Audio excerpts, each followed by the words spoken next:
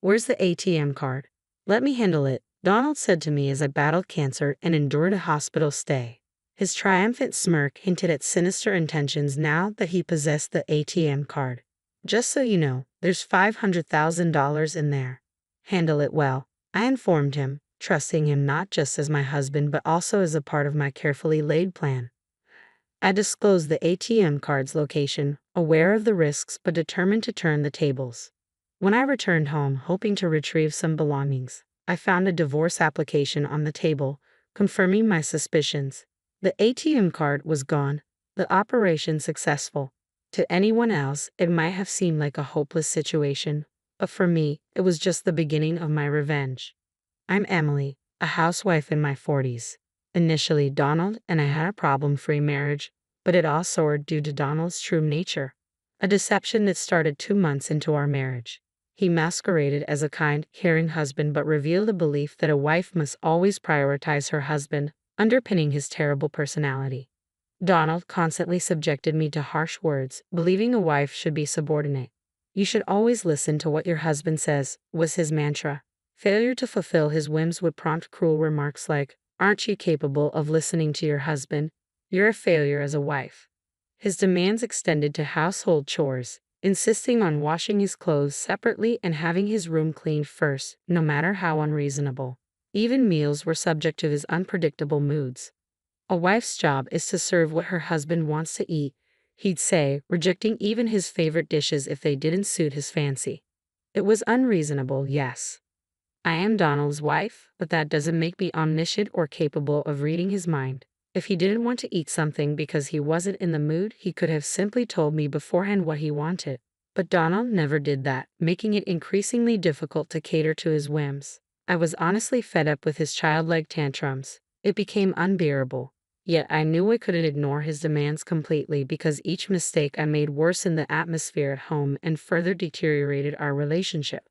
Living under such forced conditions was taking its toll. While doing household chores, I lost consciousness, collapsing with a loud noise that alerted a concerned neighbor. They contacted the building manager, who found me and called an ambulance.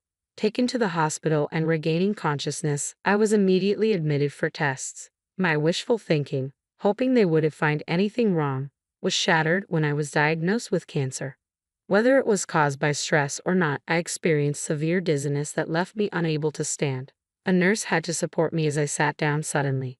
The doctor advised me to contact family members. I tried reaching out to my parents' home, but my mother had passed away a few years ago, and my father needed care, living with my brother and his wife 3 hours away by plane. It was impossible for them to come quickly. I called Donald, but only reached his voicemail. Leaving a message, I realized he had turned off notifications for messages from me, likely meaning he wouldn't notice it promptly. I could have gone to retrieve my belongings myself, but the doctor advised against it, so I reluctantly gave up on that idea. Hours later, Donald finally contacted me with a brief message. "I'll come to the hospital tomorrow. Wait for me." His message lacked any concern for my condition, leaving me uncertain if he would even bring my necessities. His indifference felt like a heavy burden. Earlier, I had explicitly asked Donald to bring my belongings that day. I urgently needed a change of clothes and toiletries left at home. Despite my repeated messages, there was no response. After hours of distress, Donald finally read my messages and bluntly replied, "Shut up and be quiet." Considering my urgent need due to being hospitalized for cancer, his response was shockingly disappointing. Honestly, I hadn't expected much from Donald to begin with. True to form, he didn't show up at the hospital that day. I tried to be realistic, but a part of me couldn't let go of hope, making my first day in the hospital even more difficult. The nurses sympathized with me, which only added to my emotional pain. The next day around noon, just as promised, Donald showed up. Casually, he remarked, "You look healthier than I thought. I expected you to be more frail." His comment infuriated me. "Just put down the bags and leave," I said angrily. Tilting his head, Donald responded, "What bags?" My frustration boiled over. Wasn't he supposed to bring my things? Unable to contain my anger, I glared at him. "What's that look for?" he snapped back, clearly annoyed. His unreasonable behavior pushed me to my limit, but I tried to stay calm. "Then why are you here if you didn't bring my things?" "There's no point." "I had another errand," Donald replied in a confused tone to my angry question. "Another errand?" What is it? I pressed impatiently, exhausted from anxiety and sleep deprivation. Donald hesitated, as if debating whether to say something. If you have something to say it now, I urged him. Finally, with a laugh, Donald revealed his true intention. Where's the ATM card? Let me manage it. Trust me. His request suddenly made sense. He had come to take control of the ATM card, aiming to seize our savings for his own use. His self-centeredness, even in this situation, left me sighing deeply. Yet Donald appeared unfazed, smiling as if nothing else mattered. Unable to tolerate his behavior any longer, I decided to act. There's $500,000. Please take care of it, I told him firmly. Donald's reaction was a mix of surprise and delight. To provide context, both Donald and I had been ordinary office workers before marriage, never earning a fortune. So where did this wealth come from? The answer: stocks. I had started investing after becoming the housewife following a friend's suggestion. While managing household responsibilities, I recently made a significant profit in the stock market.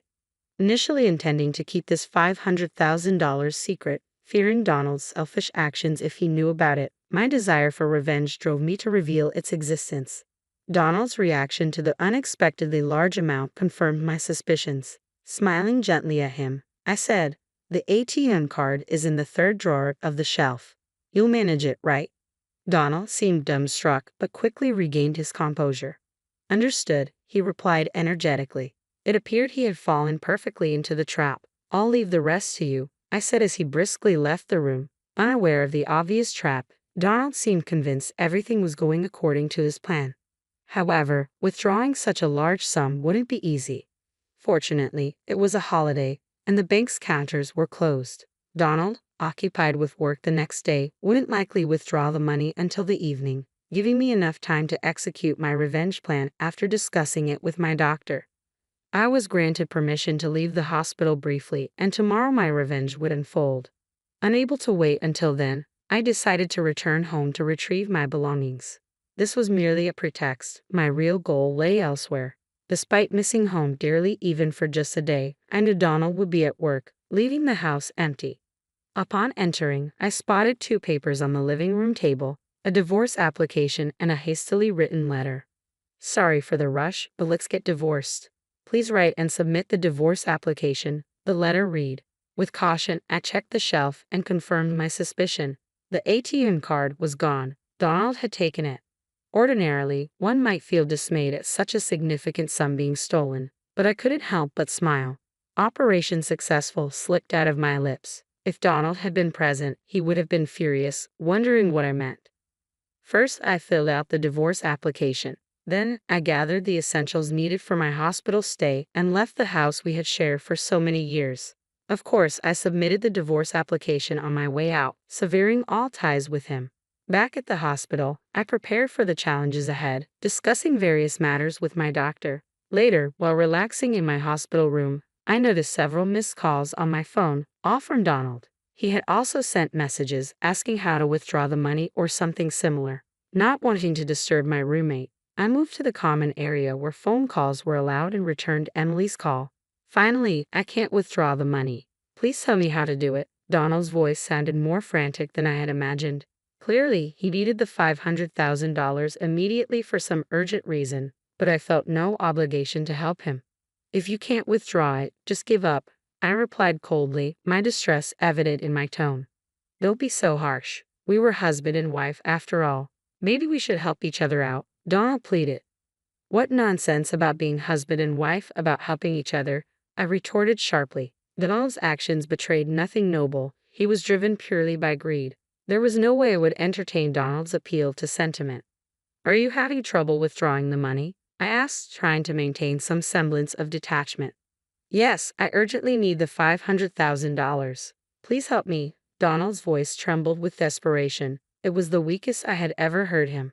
The thought of Donald being so cornered almost made me laugh.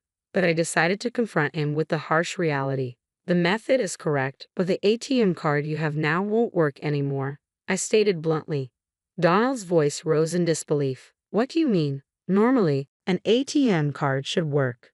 "It's true. An ATM card should work, but the one you have is now useless," I informed him firmly. "Why?" Because I filed a theft report earlier today. That ATM card is just a piece of paper now, useless to you, I declared calmly. Silence followed on Donald's end, likely shock settling in. Earlier that day, I had stopped by the bank and reported the card stolen. Donald had taken my ATM card without permission, intending to claim the $500,000 I had earned for himself. His actions were clear theft, and filing a report was the right course of action. The ATM card he had could no longer access the funds. Moreover, our marriage was over, removing any claim he might have had as a spouse. How does it feel to be tricked by the woman you looked down upon? I couldn't help but add with a hint of satisfaction. I don't know what you wanted the $500,000 for, but I'm not foolish enough to hand over such an amount under these circumstances, I continued firmly, exhausted by his pleas. I need the $500,000 right now. Please, I'll do anything. Just give me the money, Donald pleaded desperately. His urgency was palpable, but I couldn't fathom why he suddenly needed such a large sum. Why do you suddenly need $500,000? What have you done? I asked, the ominous silence hanging heavy as I awaited his response. Donald began to explain. 2 days ago, upon learning about the $500,000, he impulsively quit his job, expecting a windfall.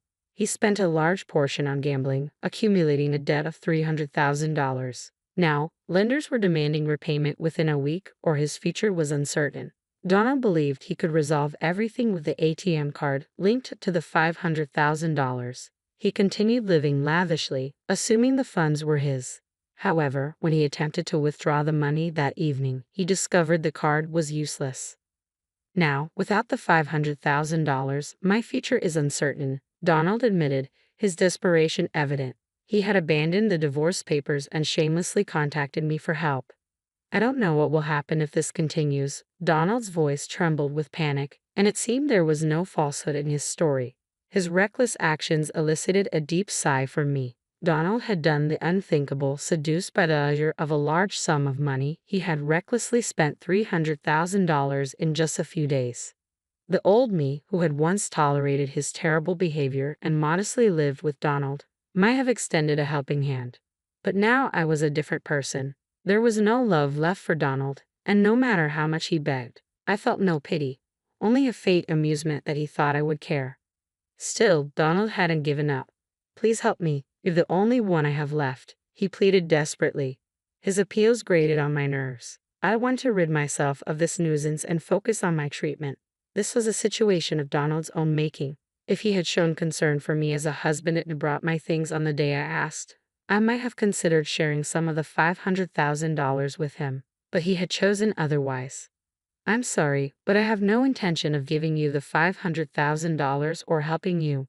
It's your own responsibility, I replied firmly, my tone unyielding and harsh. After all this time of not behaving like a husband, it's cowardly to ask for help now just because we're technically still married. Don't be so cruel. We were married, after all. Our long relationship doesn't just disappear with a divorce paper. Donald tried to appeal to her past. What relationship? I retorted sharply. You've only leaned on me. You're making excuses to manipulate the situation in your favor. I refuse to waste another minute on him. I will not give you the $500,000, no matter what you say. Donald's desperation escalated. Please, Emily, I'm begging you. You're the only one I can turn to. If you abandon me, I don't know what will happen to me. Donald's tone implied blame directed at me for his predicament.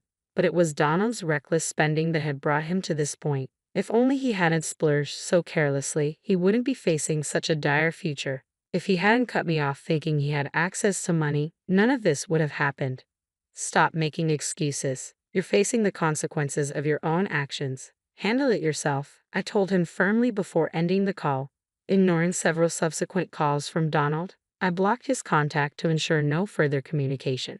With the divorce papers filed and submitted, Donald and I were officially strangers. Embracing my newfound freedom, I focused on battling cancer, which after a long struggle, I finally overcame. Upon discharge from the hospital, I learned from a friend that Donald's whereabouts had become unknown. Desperate after losing contact with me, he had tried to borrow money from his in-laws and friends. However, his urgent request for $300,000 raised suspicions, and no one lent him a penny. Donald's fate remained a mystery to me, but it was clear he was enduring more suffering than he could have imagined. A sense of deep satisfaction washed over me. Post-cancer, I moved out of the house I had shared with Donald, found a new home, and began working from home, relishing my independence. Thankfully, my finances were secure. Occasionally asked by friends if I would find new love, memories of my tumultuous life with Donald discouraged any thoughts of remarriage. I preferred the freedom of living alone.